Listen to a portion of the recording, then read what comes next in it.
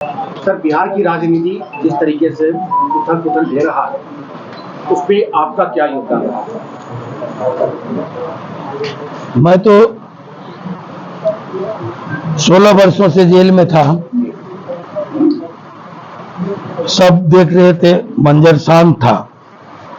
एक तो मेरे निकलने के बाद ही उथल पुथल शुरू हो गया, वो तो मैंने देखा। तो आप सब इसके गवाह हैं। अब मैं तो कोई अभी फैसला लिया नहीं था। बेटी की शादी थी, बेटे की शादी थी, आप सब उसके गवाह बने हैं।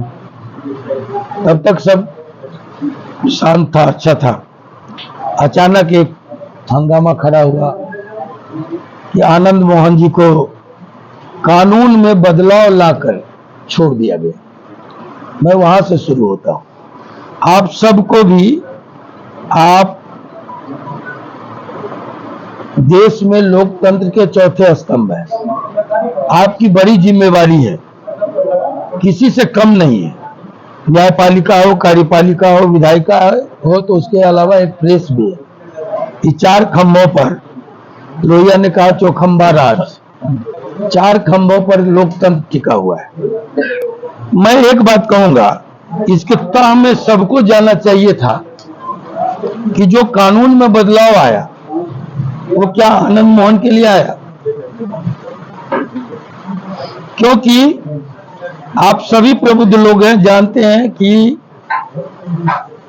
व्यक्ति पर वही कानून लागू होगा जिस समय जो कानून था, जो प्रावधान थे। मुझे सजा हुई 2007 के 3 अक्टूबर को। जेल मैनुअल में परिवर्तन हुआ, कारा हस्तक में परिवर्तन वर्तमान की सरकार ने लाया था, एनडीए की सरकार ने वो लाया था 2012 में। एक्ट बना वो 2016 में। तो आप समझ सकते हैं कि जिस व्यक्ति को सजा हुई 2007 में, उस पर 16 का कानून लागू नहीं होगा। लेकिन इतना बड़ा हंगामा हुआ कि मैं कुछ नहीं, चुपचाप हंस रहा था कि जब मेरी बारी आएगी तो हम लोगों को बताएंगे। आज अब आपने पूछ दिया, तो आज अमित शाह जी एक कानून लाए हैं, उसमें जिक्र मेरा भी उन्होंने किया कि बिहार में रसूखदार लोगों को छोड़ दिया गया, इसलिए जो आजीवन कारावास होगा उस मामले में स्टेट को राइट होगा 7 साल ही छूट देने का। बिहार सरकार कितनी छूट दे रही थी आजीवन में? 6 साल। अमित शाह जी के अनुसार अब वो हो गया 7 साल। तो हमको 13 साल पर छूट जाना चाहिए, हम 16 साल के बाद छूटे हैं। तो ये जो चिल्पो मचा कानून में परिवर्तन, तो कानून में अगर परिवर्तन लाया तो 28 लोग छूटे, 1 लोग मृतक थे, 27 लोग छूटे, 11वां नंबर मेरा भी था। लेकिन मैं फिर कह रहा हूं, वो कानून मुझ पर लागू होता ही नहीं था, इसलिए कि मुझे सजा मिली। 3 अक्टूबर 2007 को कानून बनाया गया, 2012 में उसको एक्ट बनाया गया, अधिनियम बनाया गया 16 में, तो 7 पर कैसे लागू हुआ? अब आगे बताएं। वर्तमान जो परिवेश चल रहा है सर राजनीति का, उस पर आप क्या कहना चाहेंगे? वर्तमान में तो अभी आप देख रहे हैं इंडिया और एनडीए चल रहा है। अभी मोहन भागवत जी का एक बयान आया कि भारत का सही नाम भारत ही है। तो वो तो अभी जो स्थिति कभी ईरान में खोमैनी साहब की थी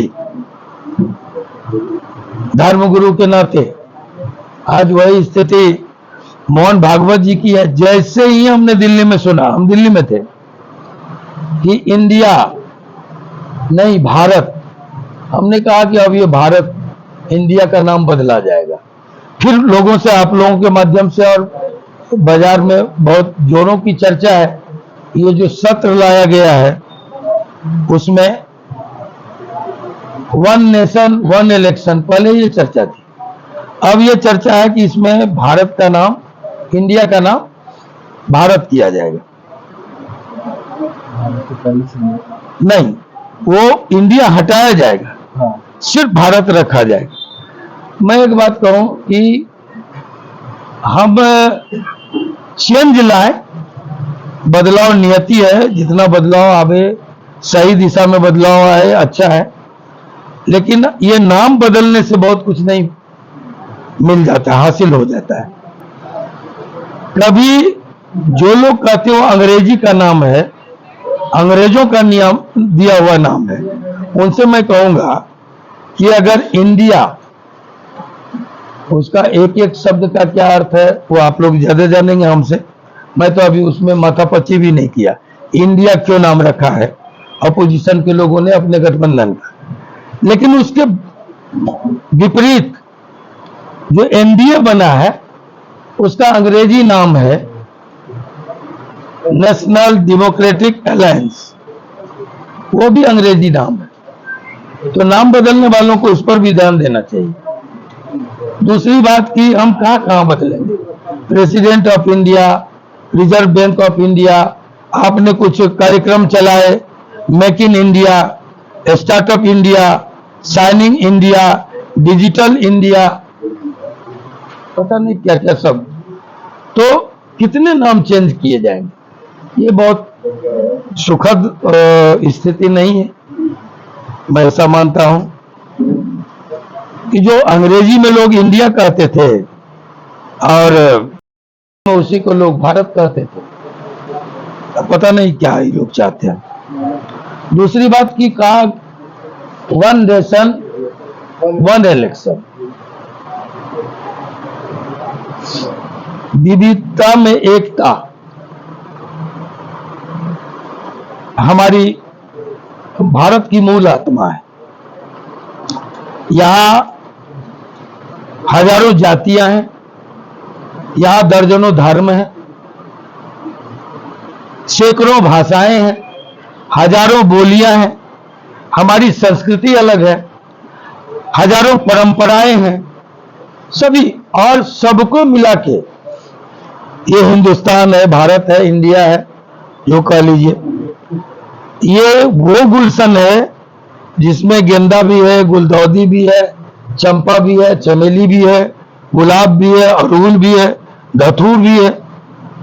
अब सबको काट के और सिर्फ गुलाब को खिलने की इजाजत दी जाए, सारी फसलों को खत्म करके सिर्फ गेहूं को उपजाने की इजाजत दी जाए, सारी भाषा को, सारी परंपराओं को, विरासत को, संस्कृतियों को खत्म करके हम कहें कि one nation one religion, one nation one election, तो आप ऐसा कीजिए ना, तो मुखिया, सरपंच, पंचायत समिति, वार्ड कमिश्नर, राष्ट्रपति, प्रधानमंत्री सबको एक बार करा लीजिए, हम लोग तैयार हैं। अगर ये संभव है तो हम लोग तैयार हैं, तैयार होना चाहिए। एक बार चुनाव हो जाएगा। उदयनिधि स्टालिन का सनातन धर्म को लेकर जो बयान आया, उसके बाद आज जगदानंद सिंह ने भी कह दिया कि जो धर्म, वर्ग और जाति में बांटता हो वह धर्म नहीं है, और सनातन पर उन्होंने फिर टिप्पणी की। देखिए, एक बात मैं कहूं, धर्म की परिभाषा व्यापक है। धर्म कहते हैं कि सैनिक का धर्म है सीमा पर शहादत देना, बॉर्डर की हिफाजत करना। किसान का धर्म है खेती करना, लोगों का पेट पालना।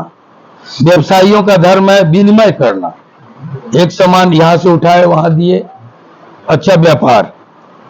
उसी तरह राजनीति का धर्म है कि आप कुशल शासन दीजिए, अच्छी व्यवस्था दीजिए, कानून लाइन ऑर्डर दीजिए। धर्म की का भी धर्म है, और वो धर्म है कि गिरतों को उठाना, पद दलितों को गले लगाना, और धर्म के व्यापक, जहां पर हम अन्याय हो रहा है तो वह धर्म है। सत्य के लिए लड़ रहे हैं तो धर्म है। धर्म की व्यापक परिभाषा है। धर्म सिर्फ भजन नहीं है, धर्म सिर्फ कीर्तन नहीं है। धर्म का मतलब ये भी नहीं कि सिर्फ चंदन लगा लिए, टीका लगा लिए, चाहे रुद्राक्ष पहन लिए, ये धर्म है। धर्म का मतलब ये नहीं कि जाली टोपी पहन लिए, मस्जिद में अजान पढ़ दिए तो वही धर्म हो गया। धर्म है मुसल्लम ईमान। वहां कहां खड़े होते हैं आप, वो देखना होगा। इस्लाम ये कहता है धर्म और राजनीति का घालमेल जहां भी कहीं हुआ है, देश के लिए नुकसानदेह हुआ है। धर्म कहता है मोक्ष, ईश्वर से जोड़ने का। धर्म ये नहीं कहता है कि आप संसद में कहिए जय श्री राम। धर्म वहां पर आप नारा लगाइए और वहां धर्म का भाषण दीजिए। धर्म के भाषण और उपदेश के लिए मंदिर है, मठ है, गुरुद्वारे हैं। ये तकरीर के लिए मुसलमानों के लिए मस्जिद है, इमाम बाड़ा है, वहां जाइए। लेकिन आज ये जो धर्म का घालमेल किया जा रहा है, ये खतरनाक है। कि धर्म दीर्घकालीन राजनीति है और राजनीति अल्पकालीन धर्म है। लेकिन हम अब भगवान जी को, राम जी को लगा दें वोट मांगने के लिए। अब कलाम साहब ने सूत्र दिया, इसरो के वैज्ञानिकों ने मेहनत की। अब जब चांद पर लोग गए तो कहा वहां शिव केंद्र बना दो। शिव केंद्र चांद पर क्यों बना दे? मानसरोवर बंधक है, कैलाश शिव जी का स्थान है। जरा आप हिम्मत करें, चीन से या तो कूटनीतिक स्तर पर बातचीत से, या फिर नहीं मांगे तो आंख दिखा के मानसरोवर कब्जा कीजिए। शिव केंद्र तो है पर परमानेंट, शिव का आवास है। वहां तो कलाम साहब का नाम रख देते तो बेहतर होता। ये जो घालमेल है, इसके खिलाफ आज न कल जिस भी भाषा में हो लोगों को बोलना पड़ेगा। अब मैं एक बात उठाऊं आपके बीच कि राजे रजवाड़े खत्म कर दिए गए। मैं अभी बोला राजतंत्र खत्म हो गया, अंग्रेजों को हमने खदेड़ दिया। जो पॉलिटिकल पार्टियां हैं अगर अपने अंदर चुनाव न कराए तो संस्था अवैध है। तो नागपुर की संस्था में आज तक चुनाव क्यों नहीं हुआ? 77 वर्ष की आजादी के बाद, इस देश में लोकतंत्र के बाद नागपुर में चुनाव क्यों नहीं हो रहा है? एक बड़ा सवाल है। आज न कल लोग इस सवाल को उठाएंगे। ये अब वो जमाना नहीं है, बहुत डिजिटल जमाना है। सारे आरटीआई लगाते हैं लोग, एक से एक बातें आ जाती है। जमाना एडवांस हो गया। दूसरे को आप चुनाव का उपदेश दीजिए। आप परोक्ष रूप से आप दिल्ली के पर रायसीना पर आज कहता परिवारवाद बहुत खराब चीज है। हम पर भी लांछन लगता है कि पत्नी भी एमपी थी, एमएलए थी, बेटा भी एमएलए है, आनंद मोहन भी एमएलए एमपी रहे। परिवारवाद है जिसका पूरी रायसीना की पहाड़ी पर कब्जा है, वो है संघ परिवार।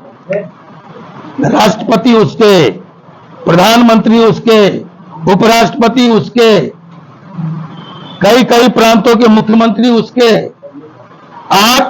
आपको ये कौन, ओम बिरला, उसके, विभिन्न प्रांतों के राज्यपाल उसके।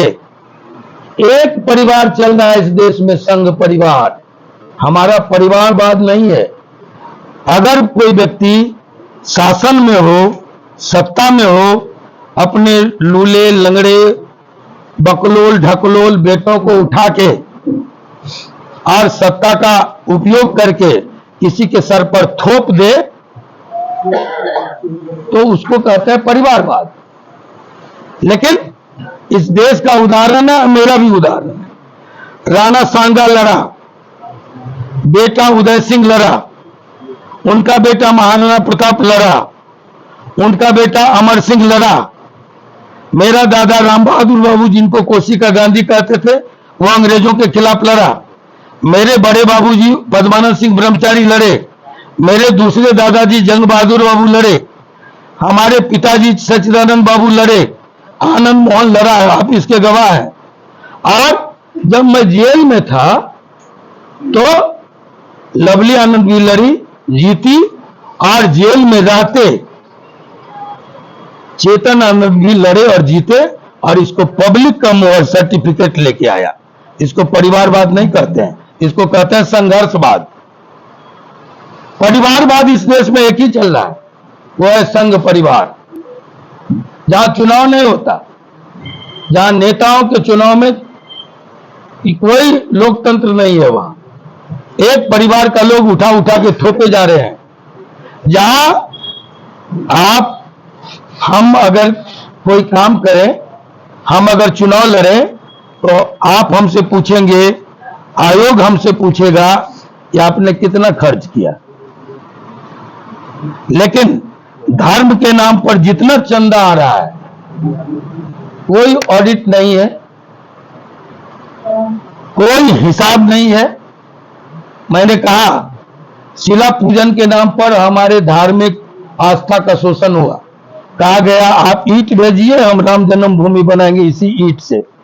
हमने देश भर से, गांव गांव से करोड़ों नहीं अरबों ईंट दिए।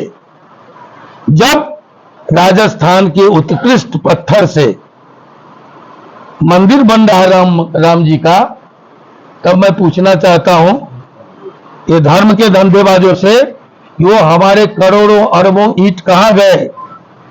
देश जानना चाहता है। जब आपने कहा कि पटेल के साथ भेदभाव हुआ, पक्षपात हुआ, गांधी ने बड़ी नाइंसाफी की, पटेल की हम सबसे बड़ी, विश्व की सबसे बड़ी प्रतिमा बनाएंगे, और नाम दिया स्टैच्यू ऑफ यूनिटी। और कहा क्या? आप हर व्यक्ति गांव गांव से हमको लोहा दीजिए। आप गवाह हैं, लोहा भेजा गया, लोहा भेजा गया, लाखों टन लोहा गया, जितना उसमें नहीं लगना चाहिए। लेकिन मूर्ति कहां से आई? हमको कहा जाता है पटाखा, लड़ी, प्लेन, खिलौना चीन का मत खरीदो, लेकिन 3,500 करोड़ में स्वदेशी सरकार हमारी प्रतिमा खरीद के लाई, और वो प्रतिमा अभी है। आप लगाइए प्रतिमा, हमारा लोहा तो वापस कर दीजिए। ये लोहा कहां गया? पूछिए कि लोहा। तो ये प्रबुद्ध लोग पूछना चाहता है। आप कह रहे हैं हमारे किसानों का कर्जा माफ नहीं होगा, हमारा सब्सिडी खत्म कर दिया गया, गैस पर अब 200 आप 900 दे दीजिए, 200 फिर आप 900 बढ़ा दीजिए, 200 दे दीजिए, माफी कर दीजिए। लेकिन अभी किया है, 200 माफ किया है। लेकिन मैं कहना चाहता हूं कि आप बिजली फ्री को कहिए कि लॉलीपॉप दे रहा है, ये लुटा रहा है। आप वोटिंग अगर पब्लिक का 100 यूनिट, 5 यूनिट, 10 यूनिट कोई सरकार छोड़ देती है बीपीएल वालों को, तो उस पर बड़ी हंगामा करते हैं, प्रधानमंत्री जी बोलते हैं, गृह मंत्री जी बोलते हैं। लेकिन एक व्यक्ति, आप में से भी उस चैनल का लोग होगा, माफ कीजिएगा जी, है ना, सुभाष चंद्र कौन है? 9,000 करोड़ आपने कर्जा दिया और 6,999 करोड़ आपने माफ कर दिया एक झटके में। ये क्या चल रहा है देश में? किसानों के लिए पेट में मरोड़ होगा, गरीबों के लिए पेट में दर्द होगा। तो ये जहां देश ले जा रहे हैं, आप के वित्त मंत्री से मिलके ललित मोदी दोपहर में निकलता है, गायब हो जाता है।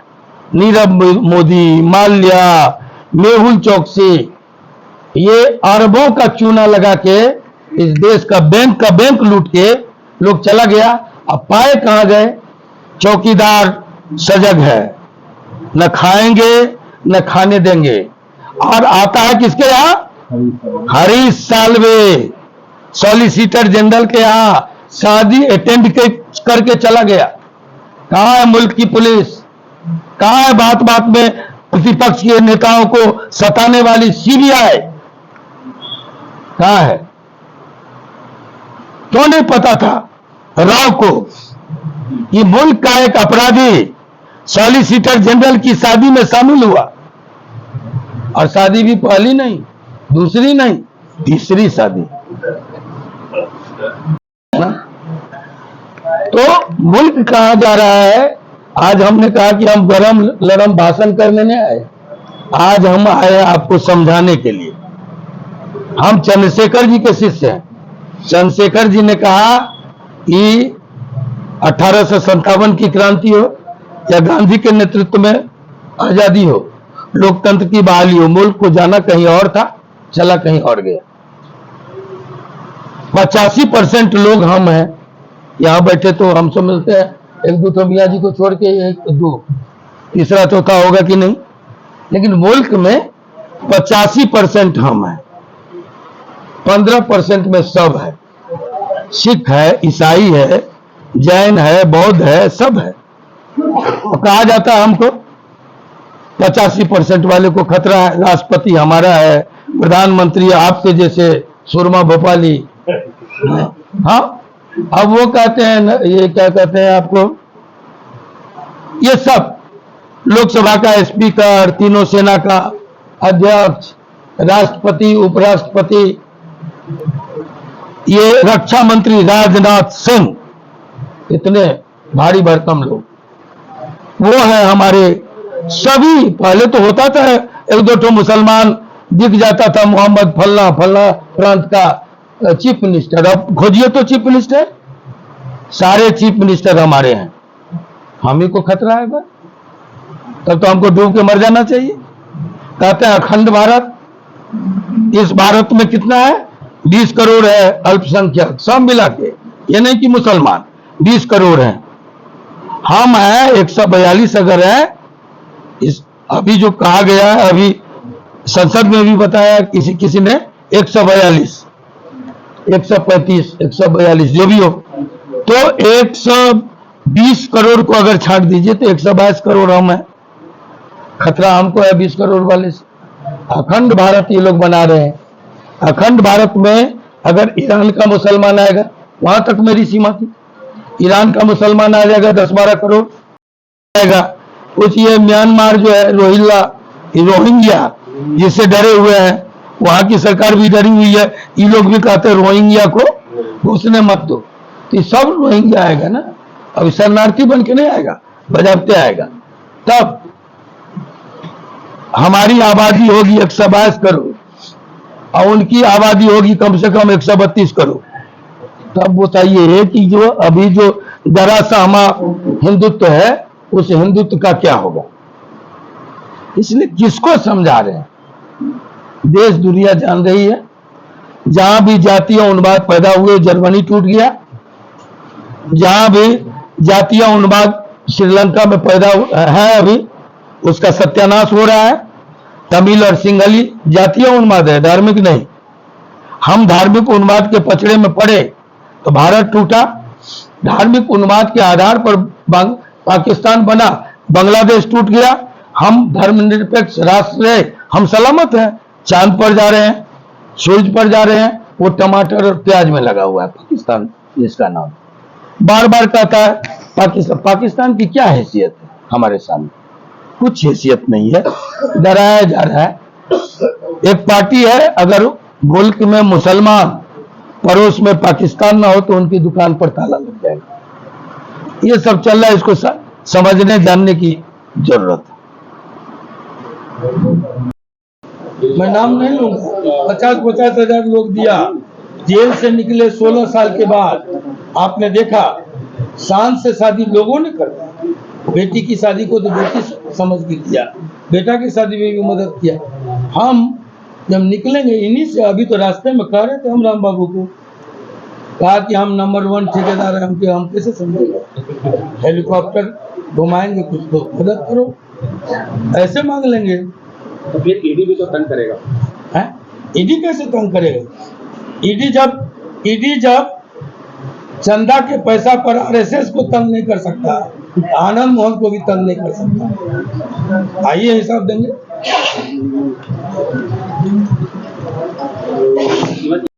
नहीं हुई थी, क्योंकि हम प्रबुद्ध लोग हैं। अगर इस देश में पूंजीपतियों का आरक्षण चलेगा, प्राइवेट मेडिकल कॉलेज चलेंगे, प्राइवेट बीएड चलेंगे, प्राइवेट इंजीनियरिंग चलेंगे, जहां बड़े वकील, बड़े डॉक्टर, बड़े राजनेता का बेटा जाएगा, पैसा देके डिग्री खरीद के आएगा, तो हम गरीबों के आरक्षण का विरोध कैसे करेंगे? किस मुंह से करेंगे? हमने किया था जब आरक्षण के नाम पर माओ के साथ, बहनों के साथ, उनकी इज्जत के साथ, अस्मत के साथ खिलवाड़ शुरू हुआ। तब मैं मंत्री पद को लात मार के चंद्रशेखर जी के कोटे से रघुनाथ झा और आनंद मोहन मंत्री होने जा रहे हैं। तब हमने मंत्री पद को लात मार के और उस सवाल पर खड़ा हुआ। वो आरक्षण का सवाल नहीं था, बहनों की इज्जत का सवाल, अस्मत का सवाल। और एक बात सुन ली, मैंने कह दिया, मंच से भी कहा और नीचे भी उतरे तो कहे कि जो कमेरों की बात करेगा, जो श्रमिकों की बात करेगा, जो गांव की बात करेगा, उसकी गरीबी की बात करेगा, हम उसके साथ खड़े हैं। हम बड़े पूंजीपति जो अमीर को अमीर बनाने वाली राजनीति आज चल रही है, उसके साथ खड़े नहीं। मतलब और ये बात अगर कहते हैं उस समय आप फल्ला से लड़ रहे थे, आप कहेंगे आप तो लालू जी से लड़ रहे थे, अभी मेरा कोई फैसला नहीं है। आज हम आए हैं तो कोई पार्टी का झंडा देखे, लेकिन आपके बगल में जो एमएलए बैठे हुए तो बेटा है, ये स्वतंत्र नहीं है क्या? आप इसके पहले एक बात अपने कलेजे पर हाथ रख करके बताइए कि सारे के सारे लोग ये IBN से थे, इसके पहले कहीं थे कि नहीं? सारे लोग GTV से थे, इसके पहले भी कहीं थे। सारे लोग आर भारत से थे, इसके पहले भी कहीं थे। आप बदल लीजिए चैनल, कोई बात नहीं है, और ये पार्टी बदल ले, इसका मतलब बीजेपी में जा नहीं। सुनिए, हर युग का एक युग धर्म होता है। राम के जमाने में एक सुगठित राज्य कायम करने, जिसको रामराज्य कहते हैं, उसकी चुनौती थी। अराजकता को खत्म करके एक सुगठित राज्य देना, जो मिसाल हो, राम के समय वो चुनौती। जब कृष्ण आए तो उनके सामने अधर्म की चुनौती थी, अन्याय की चुनौती थी, कंस की चुनौती थी, उसके सामने चुनौतियां बदल गई। जब बुद्ध आए, छुआछूत की चुनौती थी, गैर बराबरी की चुनौती थी, युग धर्म बदल गया।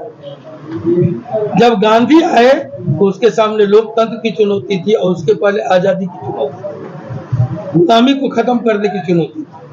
हर युग में उसका अपना युग धर्म होता है। आज कई लोग एक साथ आएंगे, इसलिए तो उनके सामने धार्मिक उन्माद की चुनौती है, अमीर को अमीर बनाने वाली चुनौती है, गरीब को रसातल में भेजने की चुनौती है। इस सवाल पर बहुत सारे लोग इकट्ठा होंगे। हो सकता है मैं भी इकट्ठा हूँ। ये युग धर्म ये इनको जब हमको घेरोगे तो हमसे भी पूछ लीजिए।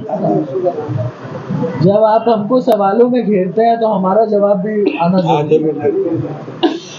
सबसे पहली बात है कि जब आप बोलते हैं कि आप हमारे बारे में कि हम फलाना पार्टी में, और फिर आप बोलते हैं कि आप क्या कहते हैं पहले ये था और आज ये था, तो आप ये सवाल उस बीजेपी से क्यों नहीं करते हैं जो 91 में लालू जी के साथ और आज नहीं?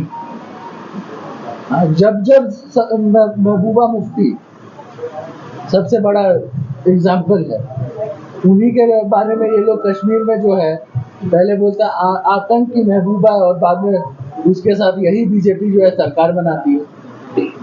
वही व्यक्ति जो बोलता है तिलक तराजू और तलवार, जिनका नाम मायावती है, उनके साथ बीजेपी जो है गलवैया करती है।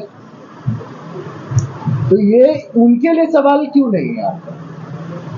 और यहाँ पर हम नॉन पॉलिटिकल मंच पे जब खड़े हैं, एक पिता और पुत्र, तो आप ये सवाल उधर कर रहे हैं, तो हम ये पूछते हैं ये सवाल कहाँ से जायज है? ये इसका जवाब आप सवाल का राइट तो है, लोकतंत्र है।